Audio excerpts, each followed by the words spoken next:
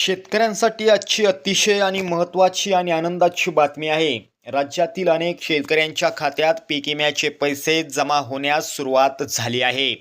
विशेष म्हणजे काही ठिकाणी आज रात्री 10 वाजेपर्यंत पैसे जमा होणार आहेत.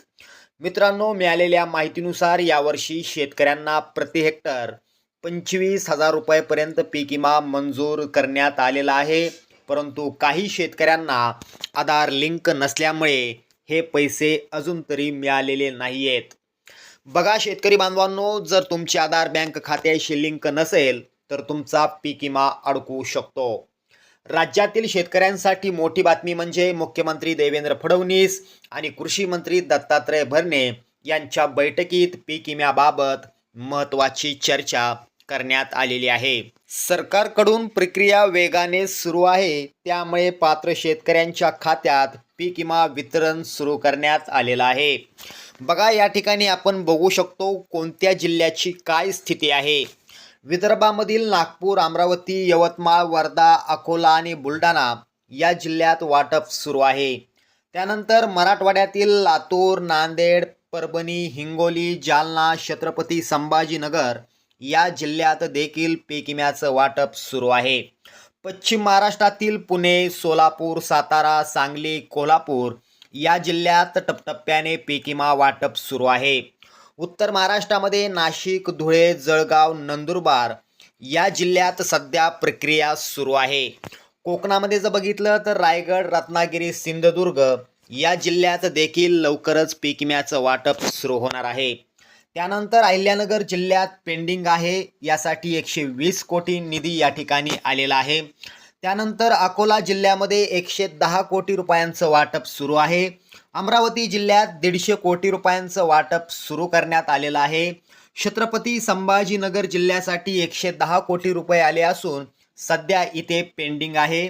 बीड जिल्ह्यात सध्या बघितलं तर 150 कोटी रुपयांचा निधी या ठिकाणी आलेला आहे, वाटप सुरू करण्यात आलेलं आहे. भंडारा जिल्ह्यात 70 कोटी रुपयांचा निधी आला असून या ठिकाणी पेंडिंग दाखवत आहे. त्यानंतर बुलढाणा जिल्हा जर बघितलं तर 130 कोटी रुपयांचा निधी आला असून वाटप सुरू आहे. त्यानंतर चंद्रपूर जिल्ह्यात या ठिकाणी 100 कोटी रुपयांचा निधी आलेला आहे, पेंडिंग दाखवत आहे. धुळे जिल्ह्यात 80 कोटी रुपयांचा निधी आला असून पेंडिंग दाखवत आहे. गडचिरोली जिल्ह्यात 70 कोटी रुपयांचा पीक विमा आला असून पेंडिंग दाखवत आहे. गोंदिया जिल्ह्यात 60 कोटी रुपयांचा पीक विमा आला असून पेंडिंग दाखवत आहे. हिंगोली जिल्ह्यात 80 कोटी रुपयांचा पीक विमा आला असून पेंडिंग दाखवत आहे. जळगाव जिल्ह्यात जर बघितलं तर 130 कोटी रुपयांचा पीक विमा आला असून सध्या पेंडिंग दाखवत आहे. जालना जिल्ह्यात 100 कोटी रुपयांचा पीक विमा आला असून पेंडिंग दाखवत आहे. त्यानंतर कोल्हापूर जिल्ह्यात साठी 70 कोटी रुपयांचा पीक विमा आला असून पेंडिंग दाखवत आहे.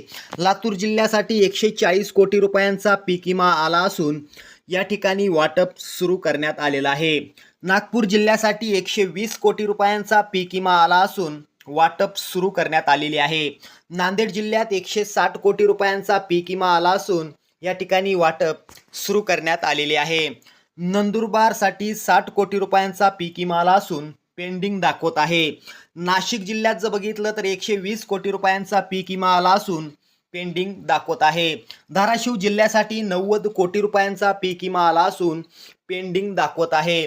पालघर जिल्ह्यासाठी 50 कोटी रुपयांचा पीक विमा आला असून या ठिकाणी सुद्धा पेंडिंग दाखवत आहे. परभणी जिल्ह्यात जर बघितलं तर 120 कोटी रुपयांचा पीक विमा आलेला आहे, वाटप सुरू करण्यात आलेलं आहे. पुणे जिल्ह्यासाठी 100 कोटी रुपये पेंडिंग दाखवत आहे.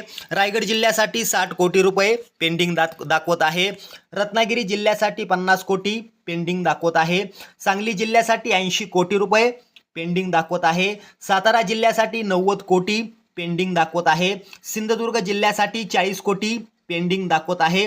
सोलापूर जिल्ह्यासाठी 140 कोटी वाटप सुरू आहे. ठाणे जिल्ह्यासाठी 30 कोटी पेंडिंग दाखवत आहे. वर्धा जिल्ह्यासाठी 90 कोटी वाटप सुरू आहे. वाशिम जिल्ह्यासाठी 80 कोटी पेंडिंग दाखवत आहे. बघा पैसे मिळण्यासाठी तुम्हाला आवश्यक काय अटी या ठिकाणी पीक विमा कंपन्यांनी घातलेल्या आहेत ते बघूया. पीक विमा भरलेला असावा, पिकांचे नुकसान सरकारी सर्व्हेमध्ये नोंदवलेले असावे, ई पीक पाहणी केलेली असावी, क्लेम मंजूर झालेला असावा, आधार बँक खात्याशी लिंक असावा. मित्रांनो, आता कुणाचे पैसे अडकू शकतात ते पाहूया. ज्यांनी ई पीक पाहणी केलेली नाहीये, ज्यांनी पीक नोंद चुकीची केलेली आहे, ज्यांचं आधार लिंक नाही आणि ज्यांचा क्लेम पेंडिंग आहे. मित्रांनो, या ठिकाणी जर तुम्हाला सविस्तर अपडेट घ्यायची असेल तर तुम्हाला प्रधानमंत्री फसल विमा योजना या पोर्टलवरती जायचं आहे. फार्मर कॉर्नरमध्ये जा, चेक स्टेटस, ॲप्लिकेशन स्टेटस याच्यावरती तुम्हाला क्लिक करायचं आहे. तुमचा पावतीचा नंबर तुम्हाला त्या ठिकाणी टाकायचा आहे. OTP टाकून लॉग इन करायचं आहे. या ठिकाणी तुम्हाला तुमच्या अर्जाची स्थिती, क्लेम मंजूर आहे का पेंडिंग आहे, पैसे जमा झालेत का नाही, ही सर्व माहिती या ठिकाणी तुम्हाला मिळणार आहे. बघा मित्रांनो, आता सोयाबीन, कापूस, तूर याच पिकांना पीक विमा वाटप सध्या सुरू आहे. बघा, सोयाबीनसाठी अतिवृष्टी आणि पावसामुळे मोठं नुकसान झालेल्या भागात अनेक जिल्ह्यांमध्ये क्लेम मंजूर होऊन पैसे जमा या ठिकाणी व्हायला सुरुवात झालेली आहे सोयाबीन पिकासाठी. तर बघा, या ठिकाणी कापूस या पिकासाठी ज्या शेतकऱ्यांनी पीक विमा काढलेला आहे अशा शेतकऱ्यांना देखील आता टप्प्याने पैसे जमा व्हायला सुरुवात झालेली आहे. तर काही ठिकाणी व्हेरिफिकेशन सुरू करण्यात आलेलं आहे. त्यानंतर तूर या पिकासाठी देखील पीक विमा वितरण सुरू करण्यात आलेलं आहे. काही जिल्ह्यांमध्ये पहिला हप्ता या ठिकाणी जमा करण्यात येत आहे. शेतकऱ्यांना ही जी काही रक्कम आहे ती या ठिकाणी मिळत आहे. वाटप कसं चालू आहे ते बघा, पैसे एकाच वेळी या ठिकाणी शेतकऱ्यांना मिळत नाही आहेत. काही जिल्ह्यांमध्ये, काही तालुक्यांमध्ये किंवा काही गावांमध्ये टप्प्याने पैसे थेट DBTद्वारे शेतकऱ्यांच्या खात्यात वितरित करण्यात येत आहेत. म्हणजे थोडक्यात सांगायचं झालं तर तुमच्या खात्यावरती टप्प्याने पैसे जमा होत आहेत. प्रामुख्यानं सोयाबीन, कापूस आणि तूर या पिकांचा सध्या पीक विमा वाटप सुरू करण्यात आलेलं आहे.